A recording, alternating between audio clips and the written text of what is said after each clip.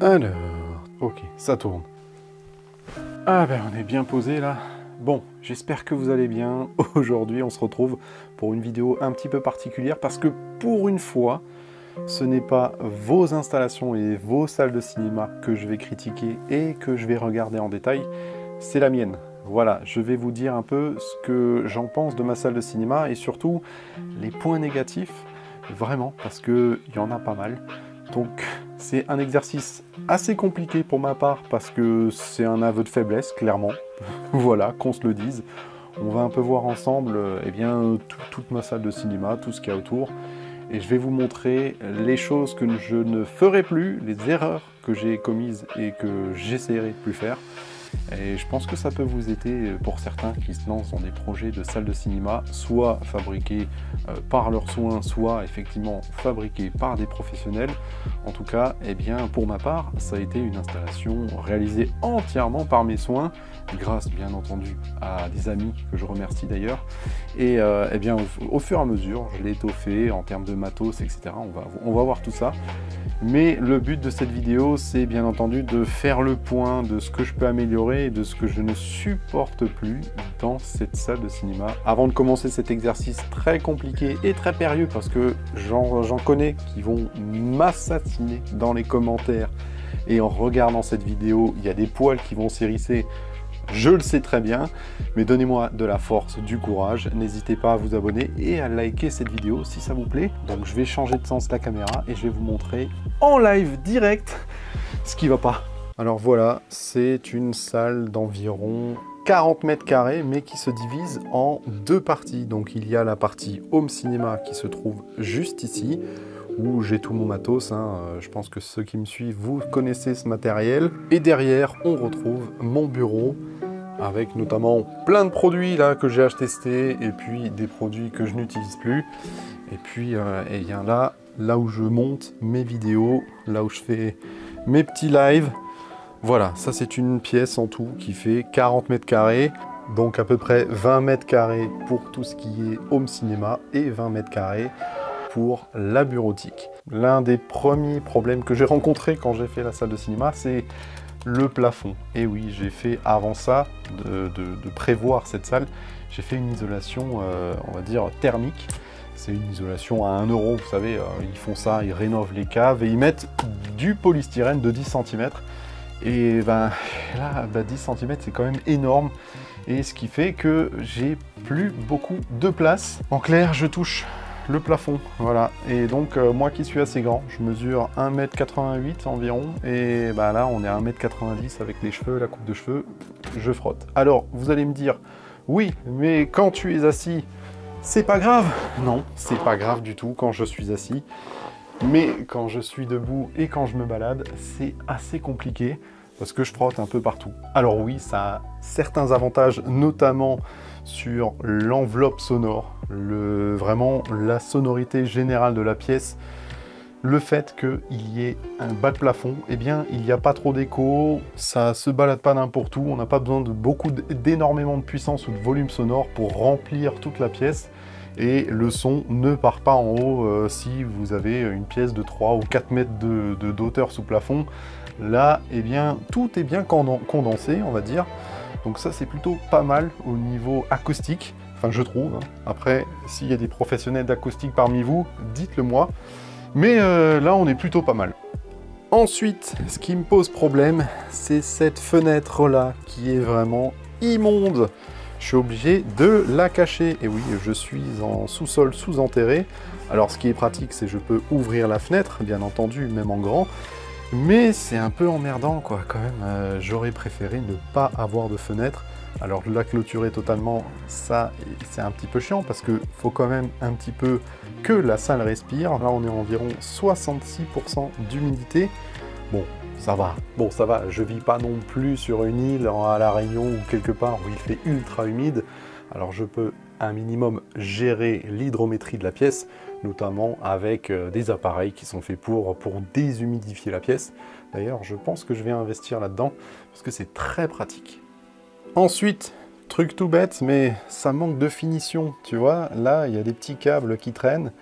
j'aimerais juste passer un petit coup de peinture sur le câble. C'est un tout petit peu de travail, mais même ça, je me le prends pas comme temps. Il faut vraiment que je le fasse, parce que ça, malgré que ça rappelle un petit peu la couleur de l'enceinte, mais quand tu le regardes comme ça fait un petit peu manque de finition, je dois l'avouer. Après, on passe juste à côté, hop, la porte. La porte, j'avais mis du vieux traitement acoustique dessus. Je trouve que ça apporte pas grand chose. C'est un petit peu plus mat comme son, ça réverbe moins sur la porte, qui n'est non plus pas très épaisse, hein. C'est vraiment une porte en bois hyper basique. Et donc, ça fait l'affaire, mais si c'était à refaire, je changerai totalement la porte avec une porte vraiment acoustique. Quand vous le faites vous-même la première fois, on n'y connaît pas grand-chose. Alors, on va continuer. Ensuite, les LED que j'ai ici, eh bien, je trouvais ça joli au début, mais là, maintenant, je trouve ça vraiment trop voyant. Alors, c'est sympa, c'est joli, je peux changer la couleur, mais j'aurais souhaité quelque chose, maintenant, de plus discret. Par exemple, une lumière, non pas en projection directe, mais peut-être en réflexion sur un matériau, sur une petite corniche, etc. Ça demande un petit peu plus de travail, de faire des petits supports, etc. Et concrètement, je sais pas bricoler. Alors on y voit mes enceintes Klipsch qui sont à l'avant. Alors je les apprécie énormément, ces enceintes. Ça fait maintenant 2 ans ou 3 ans qu'elles m'accompagnent. Ouais, 3 ans il me semble. Et j'en suis pleinement satisfait, malgré qu'effectivement je teste beaucoup d'enceintes différentes. Et beaucoup de salles aussi, notamment les vôtres, et franchement, je suis en train de me dire, mais j'ai envie d'avoir un écran transsonore avec les enceintes cachées derrière, ne plus les voir en fait, ne plus les voir apparentes, parce que je trouve que ça me gêne durant une lecture de film. Donc bientôt, j'aimerais bien avoir un transsonore, une toile comme ça transsonore, qui me permettra de mettre peut-être soit ces enceintes-là, ou alors d'autres enceintes derrière l'écran pour vraiment en profiter. J'ai décidé de changer ça, peut-être en 2025, on verra. Mais voilà, après, ça demande aussi du bricolage, parce qu'il va falloir faire un genre de mur derrière, une cloison pour encastrer les enceintes derrière, faire un genre de mur THX, je sais pas si vous voyez ce que c'est. Bref, on va essayer de faire les choses bien, peut-être en 2025. C'est pas encore le moment, mais j'y pense de plus en plus, à force de voir d'autres installations, à force de voir d'autres choses, et je trouve que le rendu est beaucoup mieux, même en termes sonores. Voilà, tout est derrière l'écran, on a vraiment la voix centrale qui sort de l'écran, parce que, autre point négatif, cette position de centrale n'est absolument pas à faire chez soi. En clair, elle est très basse par rapport à tout le système. Normalement, on devrait avoir, pour une cohérence, on devrait avoir tous les tweeters sur le même niveau. Donc en fait, celle-ci, elle devrait être là, au milieu de l'écran. Ce qui n'est pas le cas, et ce qui donne un côté un peu non naturel sur la spatialisation au niveau de la centrale. Et en fait, il y a encore pire, c'est que cette centrale, je l'ai un petit peu inclinée parce qu'elle est quand même assez directive, notamment chez Klipsch, c'est assez directif, hein, avec le pavillon. Le problème vient d'un autre facteur, c'est ceci. Et bien ceci, c'est le vidéoprojecteur, mon vidéoprojecteur dans ce moment que j'utilise. C'est un vidéoprojecteur 4K, mais c'est une courte focale. Donc, il faut vraiment le rapprocher de l'écran. Et le problème, c'est que moi, je m'installe ici. La centrale balance le son en direction de ma place. Sauf que, il y a ce meuble et ce vidéoprojecteur qui est en plein milieu du champ. Et forcément, ça bouche certaines fréquences. Ça rend moins naturel, moins précis l'écoute. Donc on fait avec. Mais forcément, ça serait beaucoup mieux si toute cette partie-là serait enlevée. Alors je l'adore ce vidéoprojecteur, hein. Vraiment il a une super belle image pour un rapport qualité-prix étonnant. C'est un BenQ X500i. Il a vraiment des couleurs très Pepsi, un bon noir pour son tarif. C'est du 4K, il est très précis, mais le seul point noir dans mon installation, c'est qu'effectivement, la courte focale, c'est pas fait pour moi. Je n'ai pas non plus envie de le mettre au plafond, parce que sinon, vraiment, je l'aurais en plein milieu de mon visionnage entre ma position et l'écran. Ce qui fait que je vais bientôt opter pour un vidéoprojecteur longue portée, enfin longue focale, pour le mettre justement derrière la position d'écoute, la position de visionnage, sur ces étagères qui sont juste là derrière. Avant, j'en possédais un, c'était un Epson TW6700, très bonne bête, mais malheureusement en 1080p, c'était pas du 4K, il n'y avait pas de HDR, etc. Donc j'ai fait le choix de passer sur celui-ci, pour des raisons de 4K et pour des raisons aussi budgétaires. Mais bientôt, j'aimerais vraiment pouvoir installer un petit Sony XW5000 juste là, pour que j'ai une image parfaite, parce que c'est vraiment le produit que j'aimerais avoir, qui me manque clairement dans cette installation. En plus, depuis la sortie des nouveaux Sony Bravia 8 et Bravia 9, il a baissé de prix de 1000 €, donc ce qui peut vraiment le rendre abordable. Quand vous avez une salle de cinéma comme celle-ci, c'est clair, je ne veux pas dire, ça reste 4000 ou 4000, 4500 €, mais concrètement, ça fait des images de folie, et vraiment, j'aimerais bien en avoir un ici. Et le problème, c'est que ces câbles-là, HDMI et l'alimentation du vidéoprojecteur, je suis obligé de les amener jusqu'ici en plein milieu de la pièce. Et donc, eh bien, je cache un peu les câbles qui vont, hop, derrière le fauteuil et qui vont jusqu'ici. Là, c'est un petit peu compliqué. Donc, forcément, si j'avais un vidéoprojecteur ici, j'aurais pas tous ces petits câbles à la con, clairement, parce que là, je pourrais enlever tout ça. J'aurai la vue sur tout devant et ça serait génial sans vidéoprojecteur, avec juste le vidéoprojecteur derrière. On est d'accord, c'est esthétique, la plupart des personnes trouveraient ça déjà très bien d'avoir ce genre de matériel chez lui. Je conçois clairement, mais là je suis dans une optique d'amélioration et au fur et à mesure, mais on s'améliore. Et là, clairement, c'est un axe d'amélioration que je souhaite absolument et très rapidement changer. Ah oui, j'allais oublier. Les sièges, pas du tout confort. C'est des vieux sièges que j'ai. Ils ont, je pense, entre 5 et 6 ans. Vous entendez l'assise là? C'est catastrophique. C'est tellement mou que... Alors avant, c'était bien, hein, mais maintenant, on sent la barre dans le dos. S'y est plus du tout là, vraiment. J'y ai repensé juste avant de finir la vidéo. Je me suis dit, il faut quand même que je parle des sièges parce que j'ai testé tellement des super sièges en mode cuir, velours et tout bien dedans. Alors je reprendrai pas forcément du cuir parce que c'est assez collant et j'aime pas cette sensation. Je pense repartir sur des sièges un peu plus qualitatifs mais en tissu. Alors ça sera pour une prochaine fois. Et là concrètement, pour avoir une bonne expérience home cinéma, pour regarder un bon film, il faut quand même être bien assis. Et là concrètement, c'est assez étroit en plus sur ces sièges là.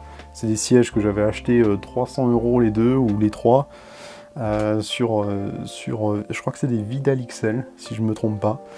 En tout cas, ben, ils étaient bien au début. Maintenant, l'assise est extrêmement abîmée. C'est normal, hein, c'est comme ça. C'est pas du vrai cuir, c'est pas ferme, c'est très très mou. Et donc, ben, forcément, moi qui pèse aussi un certain poids, hein, vous avez vu le bébé quand même.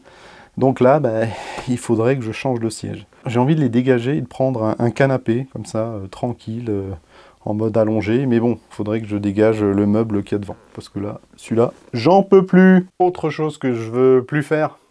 Quand j'ai créé cette salle de cinéma, j'ai aussi créé des genres de panneaux semi-acoustiques. J'ai cru que ça ferait classe, que ça ferait superbe. Alors oui, c'est de la déco, c'est pas mal, ces genres de panneaux qui sont ici, ou alors de part et d'autre de l'écran.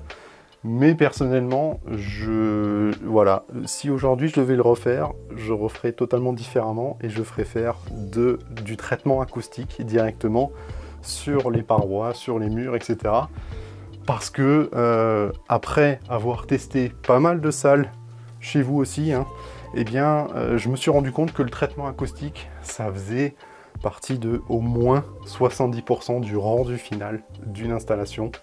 Donc, ben, de mon côté, j'ai de la chance d'avoir un son pas trop mal, mais on peut encore faire mieux avec vraiment un traitement adapté. Donc là, forcément, je suis pas acousticien et j'appellerai un pro pour le faire parce que je suis pas bricoleur et je suis pas acousticien. Et ça, concrètement, je pense pas être capable de pouvoir le réaliser. Entre les panneaux diffractants, les panneaux qui absorbent, etc., de choisir quel est quel, le positionner où ça va, etc. Ça, c'est un domaine de compétences que je ne gère absolument pas. Encore un axe d'amélioration, les Atmos. Eh bien, là, ils sont de la marque Focal et en fait, je les ai sélectionnés, je les ai choisis par rapport à leur profondeur, leur épaisseur, parce que j'avais pile poil 10 cm d'épaisseur de disponible. Et ce qui pose problème, c'est que forcément, c'est pas la même marque que mes enceintes principales, c'est pas la même sensibilité, la même couleur de son, et je remarque une différence lors des effets Atmos. Ça paraît un petit peu plus mou que les Klipsch, en termes de dynamique, en termes de précision, de son, tout simplement. Donc j'aimerais bien un jour avoir vraiment une cohérence sur tous les haut-parleurs. Pas besoin de mettre énormément d'argent dans des enceintes d'effet, dans des enceintes Atmos. Je vous conseille pas, parce que concrètement, ce qui va faire vraiment le son, c'est la centrale et les gauches et droites. Je vous le conseille, si vous avez un budget, partez plutôt sur investir sur la scène avant. C'est le plus important. La scène arrière et les Atmos, on peut voir par la suite. Ah bah, le problème aussi, c'est que j'en ai que 2. Parce que je suis juste là. Voilà, 2 Atmos. Et bien, par la suite, j'aimerais bien en avoir 4. Mais avec un plafond aussi bas, c'est assez complexe à mettre en œuvre. Et je sais vraiment pas si ça va le faire. En tout cas, ça nécessiterait peut-être de changer, enfin même sûrement, de changer d'amplificateur qui ait assez de sorties haut-parleurs pour pouvoir gérer toutes les enceintes. Notamment, il y en a 1, 2, 3, enfin bref, il y en a 7 plus les enceintes Atmos. On voit les surrounds qui sont juste là, les surrounds Klipsch. Et puis les latéraux qui sont là et de l'autre côté. Donc on a une installation 7.1.2 parce que il y a un caisson de basse qui est tout nouveau. Je viens de le recevoir. Il est tout frais, je vous le montre. Vous l'avez peut-être déjà vu. Il s'agit du caisson de basse Amramer Sub 15. Vraiment un très très bon caisson de basse. J'avais eu un coup de cœur pour celui-ci et puis il rentrait dans mon budget pour pouvoir me faire plaisir. Alors je l'ai pris parce que concrètement, j'ai j'ai vécu plus de 6 mois avec un tout petit caisson de basse qui, la membrane avait la taille de la membrane de la Klipsch. Donc autant vous dire que c'était catastrophique en termes de rendu. Les Klipsch faisaient plus de grave que le caisson lui-même. Donc je me suis dit, il faut absolument que je change. Le caisson que j'avais avant, c'est celui-ci. Ouais, vous voyez un petit peu le truc. Alors il paraît gros sur la vidéo, hein, mais catastrophique. Allez, on y retourne. Bon ben forcément, quand on est dans une cave, il y a des toiles d'araignée au plafond. Voilà. Et ça, c'est vraiment bien chiant, surtout que sur du noir mat, tout se voit. Mais bon, il n'y a pas le choix.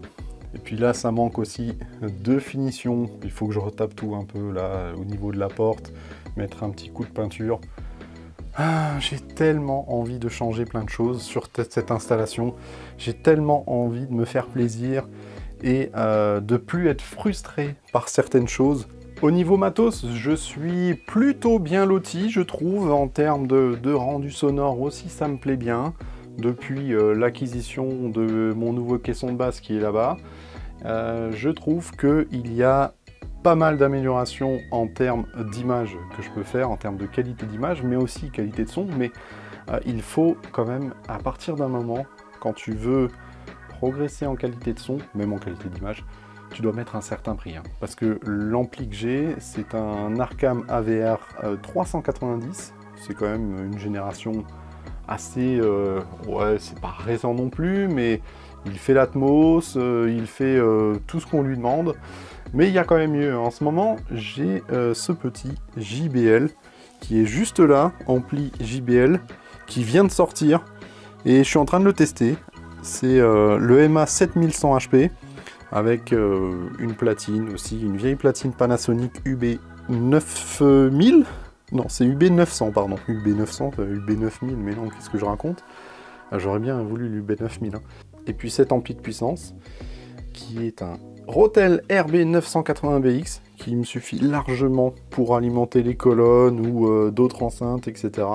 J'aimerais bien passer en full ampli de puissance sur tous les canaux. Bon, après, cet ampli-là, c'est vraiment l'utilisation sans ampli de puissance. Utilisation hyper simple, on branche ses enceintes dessus, et puis c'est parti. Mais je vous ferai un test de cet ampli, et très prochainement, vous verrez sur la chaîne. Avec une petite platine vinyle que je ne supporte plus, parce qu'elle est vraiment pourrie. Je suis obligé de la régler très souvent. Et bon, ouais, voilà, hein, c'est une Ellipson. Alors, c'est pas qu'elle est pas bien, ni quoi que ce soit, mais ouais, niveau design, c'est pas top. J'avais acheté ça à l'époque, mais ouais, non, ça me saoule. Allez, on referme. Et puis le capot en plastique et tout, juste à côté du visionnage, c'est pas top non plus. C'est peut-être pas la bonne position pour elle, mais de côté pratique, c'est à hauteur de, voilà, hauteur de bassin, on peut facilement mettre les vinyles. Alors que si je me la déplace, je la mets ici par exemple, c'est un petit peu plus compliqué. On continue rapidement avec le matos. Là, j'ai acheté un ampli de puissance que je vais bientôt me débarrasser parce que c'est clairement catastrophique, je voulais tester. Je vous ferai aussi une vidéo là-dessus. Il fait beaucoup de bruit. Là encore, si vous achetez ce genre d'amplificateur, pardon, vous pouvez très bien l'utiliser pour alimenter des enceintes comme celle-ci, hein, avec beaucoup de puissance. Sauf que ça fait tellement de bruit niveau ventilateur qu'il faudra prévoir peut-être de le mettre hors de la salle, hors de l'environnement, dans peut-être un local. Ça, c'est vraiment aussi un truc que j'aimerais bien faire, mais qui n'est pas possible dans cette pièce. Alors, je sais pas où mettre le local.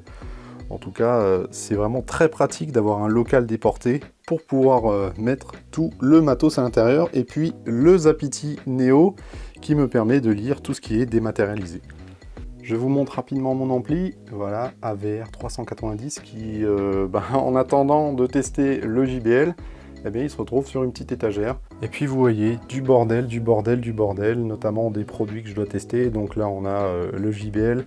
Ça, c'est un caisson de base de la série Flexus de chez Klipsch que je dois tester avec sa barre de son, la Flexus 200. Donc, il y a plein de choses que je dois tester et vous montrer. Ça va arriver très bientôt. Allez, on va se rediriger vers la salle de cinéma pour enfin faire le débrief.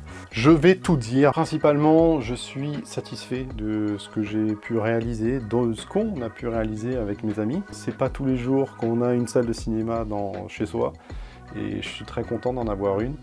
Je remarque pas la chance que j'ai d'en posséder une et d'en avoir fait une, parce que c'est le rêve de beaucoup de gens, je pense, et il faut croire en ses rêves. Moi, c'était mon rêve aussi. Maintenant, c'est vrai que à force de découvrir d'autres salles de cinéma, d'autres installations, pas forcément dédiées, et puis de voir aussi vos techniques de fabrication, vos techniques de mise en œuvre aussi, ça fait réfléchir, et forcément, j'ai envie de changer d'écran pour passer sur un transsonore, mais toujours rester sur un écran technique. Parce que ça, c'est un écran de chez Extreme Screen. C'est une toile avec un gain de 1.7, c'est la Absolute Perfect White. J'aime bien cette toile parce que j'adore les images qui pètent avec du beau contraste et beaucoup de luminosité, beaucoup de vie dans l'image. J'aime pas les images ternes qui sont un peu... voilà. Souvent, on est au cinéma et on se dit... c'est assez terne l'image, les blancs sont gris, etc. Alors maintenant, aujourd'hui, ils font des vidéoprojecteurs hyper lumineux, et tant mieux, avec le laser et tout, donc ça marche très bien sur ce genre de toile, c'est encore plus. Et dans une salle dédiée où le noir est, est traité, enfin pas le noir, la luminosité extérieure et la luminosité est gérée, eh bien on se dit, est-ce qu'on prendrait pas une toile technique avec un gain peut-être négatif pour contrôler les contrastes, etc. Ben non, moi j'ai fait l'inverse. J'ai décidé de prendre une toile qui a du peps et qui balance encore plus. Bon, c'est un choix, c'est comme ça, et chacun fera le choix qu'il voudra. En tout cas, j'en suis très très content de cette toile parce qu'elle est aussi plus grande et ça participe à l'immersion. Ça sera encore mieux avec un nouveau vidéoprojecteur, ça c'est clair. Celui-là, il est, comme je le disais, très bien, mais c'est du, voilà, du courte portée. Et il est en plein milieu de la salle, et ça va pas du tout. Alors comme je disais avant, mettre les enceintes derrière l'écran, de pouvoir profiter d'une certaine cohésion sonore, du son qui sort directement de l'écran, la centrale positionnée au centre de l'écran, et non pas tout en bas là. C'est des choses qui peuvent paraître bêtes pour certains, mais ça a une énorme importance dans tout le résultat final d'une expérience cinéma dans de bonnes conditions. Et concrètement, moi je recherche cette sensation-là. Au niveau sonore, je recherche aussi quelque chose qui tabasse avec des graves très profonds et qui vous prend aux tripes. Alors j'en suis revenu, avant j'aimais bien le bass réflexe, le son bass réflexe, des caissons bass réflexe avec beaucoup d'infra, mais peu de rapidité, peu de frappe, et ça faisait énormément de bruit, ça roulait, on ressentait les coups de vent, etc., les explosions. Mais il y avait ce manque d'impact, tu vois, ce coup dans le plexus, etc. J'avais ce manque-là, et ce manque aussi de précision. Je recherche beaucoup aussi la précision sonore, surtout dans le bas du spectre, pardon. Et je m'emballe, je parle tellement, là j'en peux plus.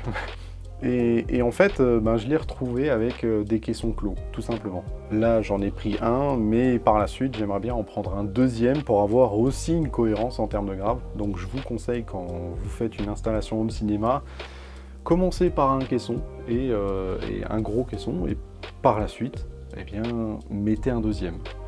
Parce que deux caissons, c'est quand même un autre monde. Les deux caissons vont jouer moins fort, mais ils vont être beaucoup plus harmonieux, et l'un va combler, on va dire, les défauts de l'autre, et vice versa. Et puis franchement, ça va vous apporter énormément sur tout le spectre que sait faire le caisson de basse, voire même plus, parce qu'on le sait, les graves apportent énormément au reste du spectre audio. Donc c'est très important. Si vous enlevez les graves d'un système, c'est compliqué. Moi, je n'arrive plus à écouter un son ou un film sans caisson de grave. C'est pour ça que j'étais très frustré avant avec mon petit caisson, c'était catastrophique. Et là, depuis que j'ai le nouveau, je respire de nouveau et je me dis c'est bon, je peux de nouveau regarder des films et me faire plaisir. Donc je l'ai dit, les évolutions à venir, deuxième caisson de basse, nouveau vidéoprojecteur. Alors si j'avais du budget, je ferais totalement différemment de ce que cette salle peut être. Déjà, en fait, je ferais tout refaire par un professionnel.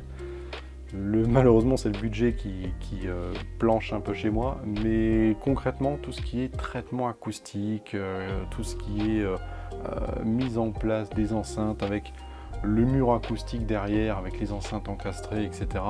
Ça, c'est quelque chose que j'aimerais bien faire dans l'avenir, et je donnerais ça à un professionnel parce que j'ai remarqué, à force de les découvrir, de travailler avec eux, de les côtoyer et de visiter des salles qu'ils ont réalisées, que vraiment c'est du travail, mais d'orfèvre. Des fois, la finition est impeccable, alors que là, effectivement, ça manque de finition. Je pense sincèrement que le résultat, c'est quand même le plus important. Le résultat final. Alors peu importe le budget, c'est-à-dire que si vous avez 10 000, 50 000, 200 000, 1 million d'euros pour une salle, le truc qu'il faut retenir, c'est votre sentiment lorsque vous regardez un film une première fois dans votre salle de cinéma, que ce soit vous qui l'avez faite ou un professionnel. Le principal, c'est de prendre du plaisir, d'avoir les frissons, d'être comme un enfant la première fois qu'il va au cinéma. Bref, c'est ces sentiments-là que j'aimerais avoir. Aujourd'hui, je l'ai un petit peu, mais je fais un peu mon gavé parce que effectivement, mon défaut, c'est que je teste beaucoup de choses, je teste beaucoup d'équipements, beaucoup de salles, et par rapport à d'autres personnes qui, elles, ne testent pas grand chose, ou on connaisse juste la salle ou la salle d'un pote, eux, c'est plus facile pour eux d'apprécier des moments dans leur salle, peu importe ce qu'ils ont, peu importe on va dire le degré d'exigence qu'ils ont. Moi, j'en ai un qui est tronqué, on va dire, qui est modifié par mon expérience, et c'est un désavantage parfois. Voilà, j'aimerais bien ne rien connaître du tout parfois, et et juste profiter de l'instant. Après, je dois vous avouer, c'est aussi cool de tester plein d'autres salles et découvrir d'autres matos, hein. Je veux dire, voilà, d'avoir la chance de tester des amplificateurs, des enceintes, etc. Bah, pour moi, c'est un kiff. Mais parfois, je dois dire que quand je teste une salle de cinéma chez vous, eh bien, quand je reviens chez moi, j'ai pas envie d'aller dans la salle, j'ai pas envie de l'écouter et je suis juste là en mode bon, il faut que j'attende 2-3 jours, que ça redescende et que j'oublie en fait cette expérience et que je recommence. Voilà. Bon, avec tout ça, j'ai pas mal parlé, hein. Vraiment, hein, je pipelette. Voilà, cette vidéo touche à sa fin et c'était un exercice très compliqué pour moi, pour vous montrer aussi eh bien, l'envers du décor, les points négatifs de cette salle de cinéma qui des fois me rebutent et les axes d'amélioration.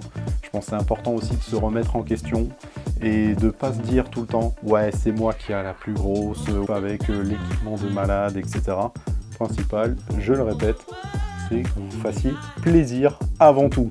Bref, c'est toujours un plaisir de vous partager tout ça. J'espère que vous avez apprécié. N'hésitez pas à liker et puis à commenter cette vidéo. Vous abonner aussi si ce n'est pas déjà fait, si vous êtes amoureux du home cinéma, du cinéma, etc.